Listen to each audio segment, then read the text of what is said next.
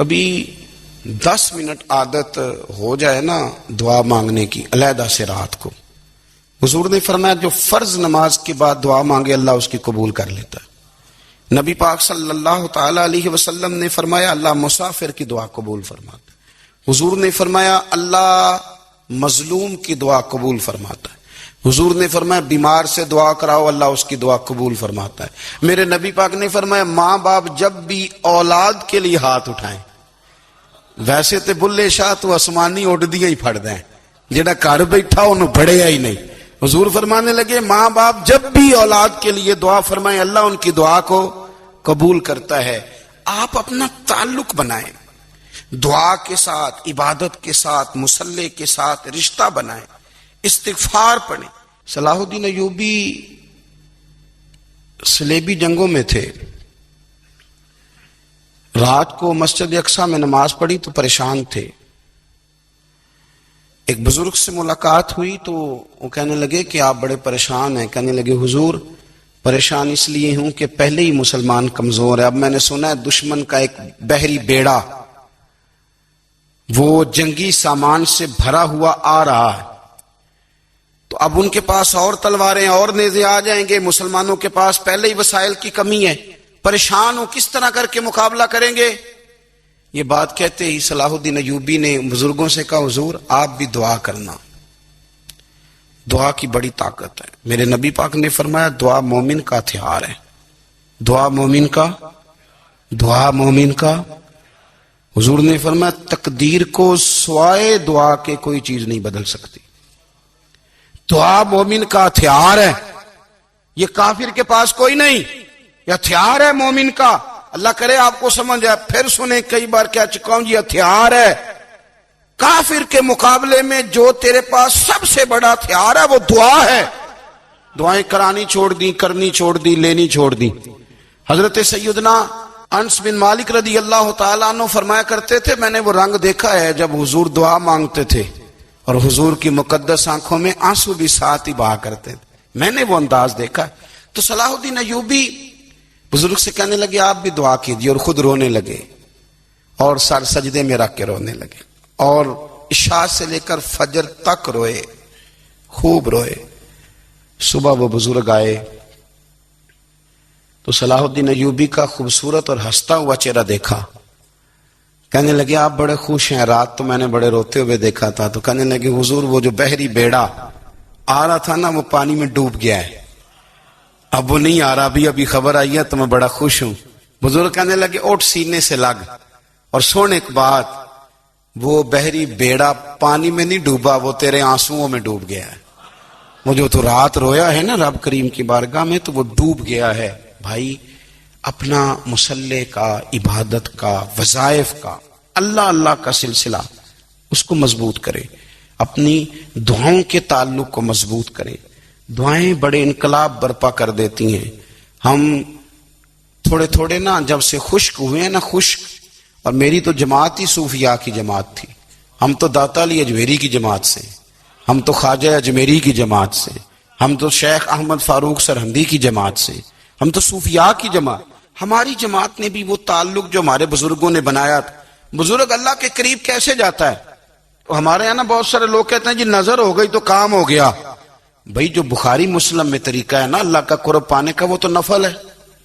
نبی کریم علیہ السلام نے فرمایا بندہ نفلوں کے ذریعے رب کے قریب جاتا ہے، اور اتنا قریب جاتا ہے کہ پھر اللہ اس کی زبان بن جاتا ہے، اللہ اس کی آنکھیں بن جاتا ہے، کان بن جاتا ہے، ہاتھ اور پیر بن جاتا ہے۔ تو یہ تو عبادت ہے، یہ تو اللہ کی بارگاہ کی حاضری ہے جو آپ کو اللہ کے قریب کرے گی۔ تو اپنے نماز کو اہمیت دے کے ادا کریں، نمازیں موبائل بند کر کے ادا کریں۔ لیکن نا کچھ لوگ کہتے ہیں مجھے ٹائم نہیں ملتا نماز کا، تو میں کہتا ہوں یہ آپ نے بڑی جرت کی بات کی ہے۔ مجھے کو میرا پیر بھائی کہہ دینا میرے پاس ٹائم نہیں آپ کو ملنے کا، تو میں کہتا ہوں آج کے بعد آنا ہی نہ۔ میں تو کیا سمجھتا ہے تو بہت بڑا آدمی ہے، تیرے پاس ٹائم نہیں ہے اور ہمیں ملنے کا ٹائم، موج کر۔ تو آپ نے اللہ رسول کو کہہ دیا ٹائم نہیں۔ اور عجیب فلسفہ ہے نا، کہا جائے نماز پڑھنے آؤ تو کہتے ہیں کپڑے ٹھیک نہیں، اور کہا جائے کہ آؤ ذرا دعوت پہ چلیں تو کہتے ہیں 1 منٹ ٹھہر میں کپڑے بدل کے آیا۔ نماز کے لیے کہا تو کہتا ٹھیک نہیں، دعوت کے لیے کہا تو کہتا میں ذرا تیاری کر لوں، یوں جانا مناسب نہیں۔ یہ معاملہ ٹھیک نہیں. رب تو فرماتا ہے کہ جب تم مسجد میں آ تو زینت اختیار کر کے آ, خوب ذوق سے دعا مانگیں, خوب شوق سے نماز پڑھیں, خوب استغفار کا مزاج بنائیں. آپ لوگوں کے بیچ رہ کے سوکھ حاصل کرنا چاہتے ہیں, لیکن آپ کو پتہ ہے کئی مہینے غار حرا میں رہنا بھی مدینے والے محبوب کا طریقہ ہے. ہر سال اعتکاف بیٹھنا الگ سے, یہ بھی حضور کا طریقہ ہے. مسجد نبی کے اندر دروازہ کھلتا تھا نبی کریم کا, پر گھر کے اندر نفل پڑے نبی پاک. اور حضور فرماتے ہیں کچھ نفل نماز گھر میں بھی پڑھا کرو, گھر کو قبرستان نہ بناؤ. ہمارا گھر اللہ کے ذکر سے آباد ہوگا. اگر ہم نماز پڑھیں گے نا, میں جب سنت پڑھنے کے لیے گھر میں کھڑا ہوتا ہوں تو میرا جو 2.5-3 سال کا بیٹا ہے نا, وہ بھی میرے ساتھ نماز پڑھنی شروع کر دے. اسے پتہ کوئی نہیں نماز کیا ہوتی ہے, لیکن وہ بھی نا سجدہ نہ بھی کرنا ہے تو ساتھ لیٹ ضرور جاتا ہے. اللہ کے بندوں کے بارے میں اپنی زبانیں ذرا احتیاط سے کھولنا, ذرا خیال کرنا. کسی غریب کے بارے میں جملے سوچ کر بولنا, کسی کمزور کا مذاق اڑانا تو معاذ اللہ ذرا ہوش کرنا, اللہ سے ڈر کے بات کرنا. اس لیے کہ بڑی جلدی انصاف کا وقت آنے والا ہے, بڑی جلدی حالات بدلنے والے ہیں. تلک الایام نداولها بین الناس, اللہ لوگوں کے درمیان دن بدل دیا کرتا ہے, پھر لوگوں کو جگہ نہیں ملتی چھپنے کی, رخ چھپانے کی. 2 ہی باتیں آج آپ کے سامنے رکھی ہیں. ایک تو نیکوں سے دعا لے لو, اللہ والوں سے دعا لے لو, ماں باپ سے دعا لے لو, بزرگوں سے دعائیں, اور دوسرا بد دعاؤں سے بچ جاؤ, دعائے ضرر سے بچ جاؤ. کسی کو اتنا نہ ستاؤ کہ بیچارہ خود کچھ نہ کر سکے اور اللہ کے حضور تمہاری شکایت کرے. بچو. وہ میں نے بہت پرانا ایک جملہ کہا تھا, پھر کہتا ہوں, غریبوں کی بد دعائیں دن میں نہیں ستاتی, غریبوں کی بد دعائیں رات کو ستاتی ہیں. ہمارا نا اپنے رب کو دیکھنے کو جی چاہتا ہے. جب صحابہ نے یہ عرض کیا تو اللہ نے قرآن مجید نازل کیا, فرمایا وَإِذَا سَأَلَكَ عِبَادِي أَنِّي فَإِنِّي قَرِيبٌ. محبوب, جب میرے بندے آپ کی بارگاہ میں آ کے میرے بارے میں پوچھے نا تو ان سے کہہ دینا میں ان کے قریب ہی ہوں, قریب ہی ہوں. دلیل کیا ہے؟ آئی اذا دان, یہ جب بھی مجھ سے دعا مانگیں گے میں ان کی دعاؤں کو قبول فرماؤں گا. میں ان کے قریب ہوں, میں ان کے قریب ہوں.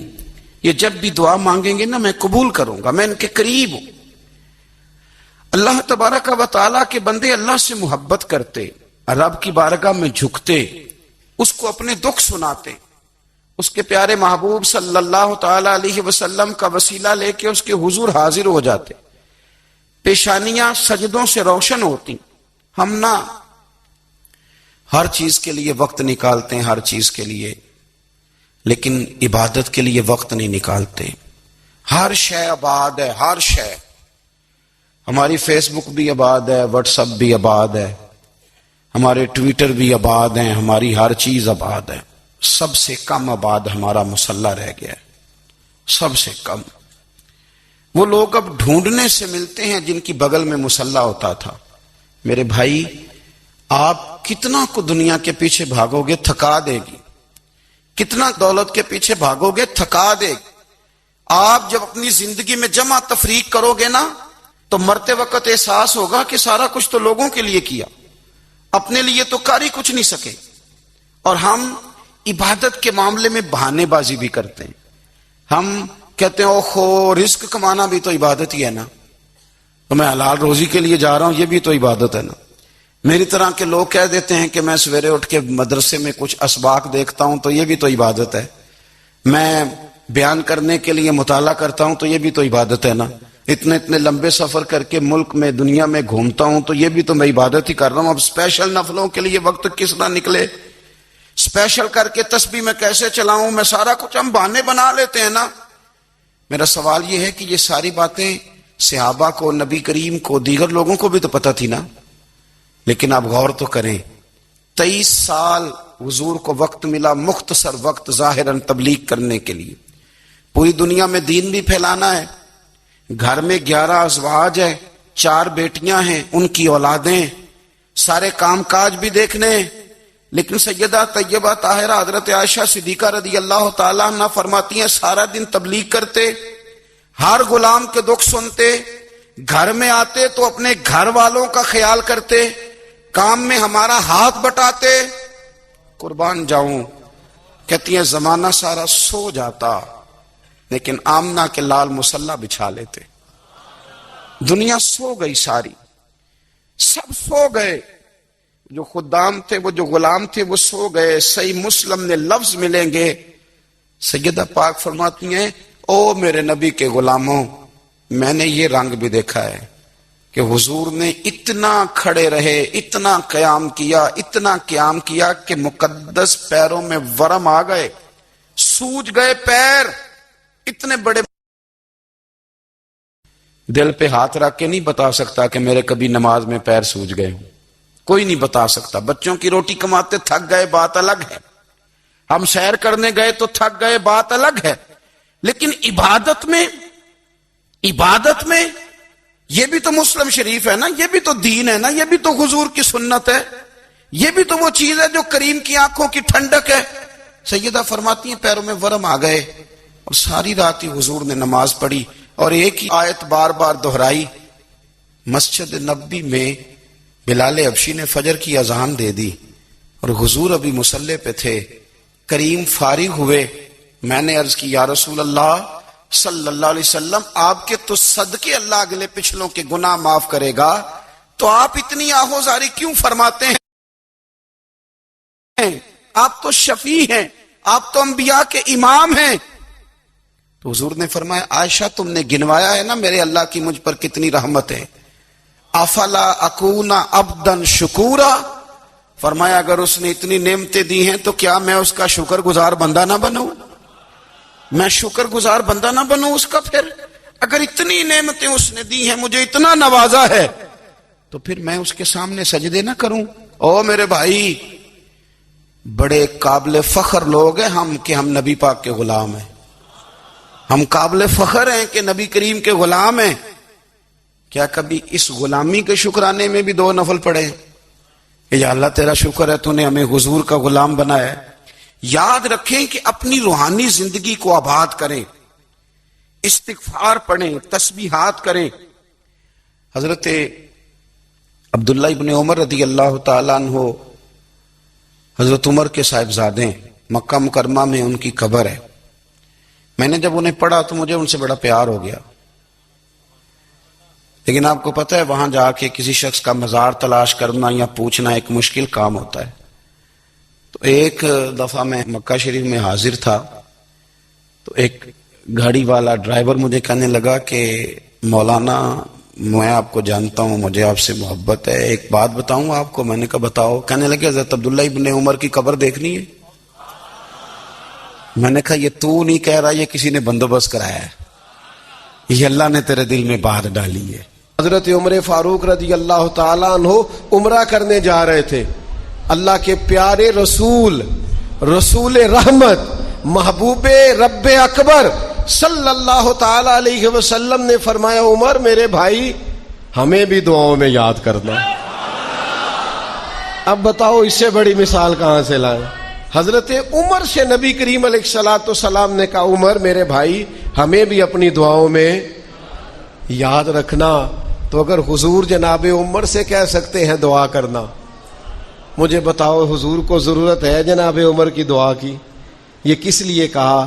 یہ اس لیے کہا کہ ہمیں سمجھ میں آ جائے کہ کچھ لوگوں سے دعا کرا لینی چاہیے، کچھ لوگوں سے دعا کرا لینی چاہیے۔ بس اس سے زیادہ جملہ نہیں کہوں گا، کچھ لوگوں سے اپنے حق میں کچھ کہلوا لینا چاہیے، کوئی گواہی اپنے حق میں کرا لینی چاہیے، فائدہ ہوتا ہے، اس کا نفع ہوتا ہے، اس میں بڑے راز مضمر ہوتے ہیں، اس میں بڑے عقدے کھل جایا کرتے ہیں، اس میں بڑی آسانیاں ہو جاتی ہیں۔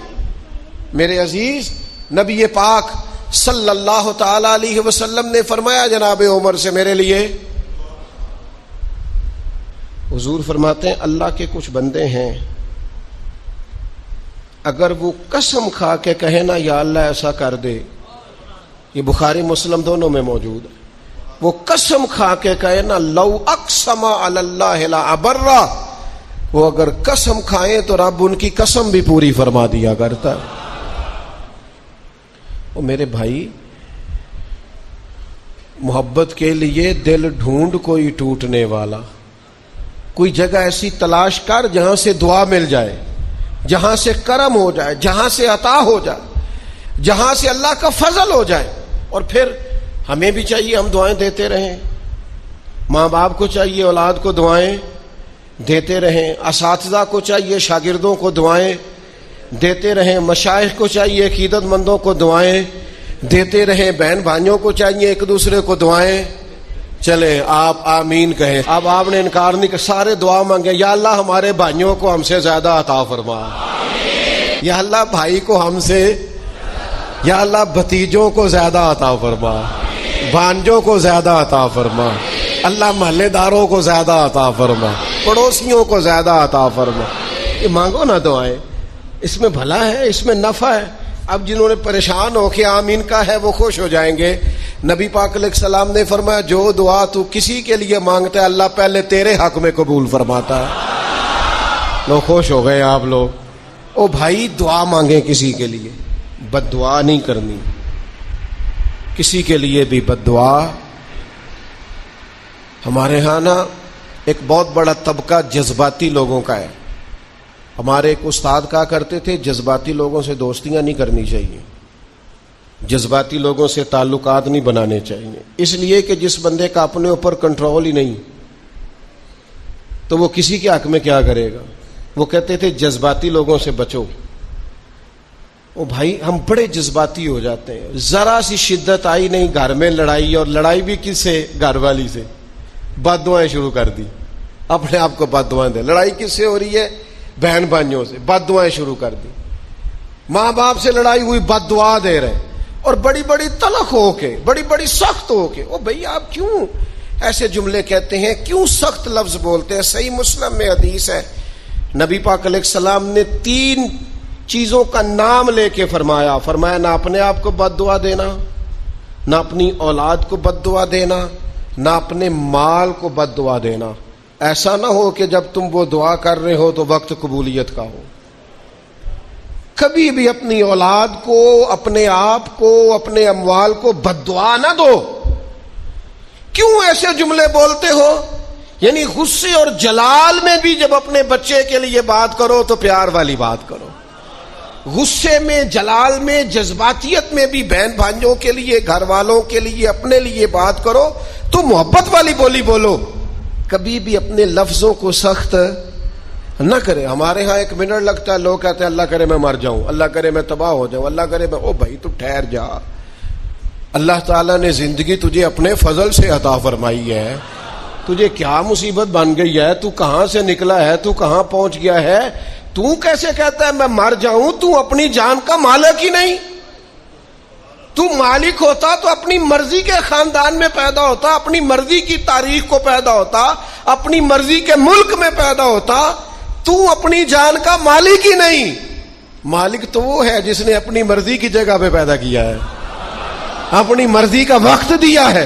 تو کیسے کہتا ہے میں مر جاؤں؟ نہیں، تو مر سکتا، اپنی مرضی سے مرے گا تو خودکشی حرام ہے، اور رب رسول کے راستے میں مرے گا تو شہادت کی موت نصیب ہوگی، ہمیشہ کی زندگی ملے گی۔ وَلَا تَقُولُوا لِمَن يُقْتَلُ فِي سَبِيلِ اللَّهِ أَمْوَاتٌ۔ لہذا جذباتیوں کی بد دعائیں کرنا اور سخت بد دعائیں کرنا۔ میرے ابا جی بھینس کو بد دعا دینے سے بھی منع کرتے تھے، اور میں کبھی کبھی حیران، جب ہم نے یہ حدیثیں پڑھی نا بعد میں کہنا سا یار ان پڑھ بندیاں نے کتوں سبق لیا آج۔ جانور کو، بھینس کو، وہ کسی وقت کو تنگ آتے نا تو کوئی سخت لفظ کہتا تو کہتے نہ بھائی مال نو بد دعا نہیں دئی دی۔ تو اس وقت تو مطلب سمجھ نہیں تھی کہ یار مطلب مال نو بد دعا نہیں دئی دی، ایڈی کیڑی میرا مطلب ہے مشکل ہے، ان بندہ ماج نو بھی مندہ نہ آکھے۔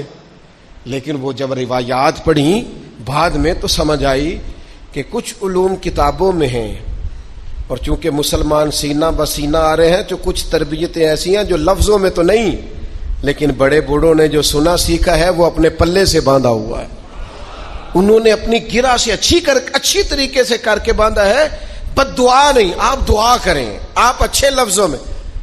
اور کوئی بندہ مل جائے نا، میں ویسے میں نے کئی دفعہ کہا ہے، پھر کہتا ہوں، آج کل نا کوئی میرے جیسے بندے کو چلو اونچی کرسی پہ بیٹھتا ہے، نماز پڑھاتا ہے، پگڑی باندھتا ہے، تو کوئی بندہ نیک سمجھ بھی لے تو دعا نہیں کراتا، فوٹو ہی لیتا ہے.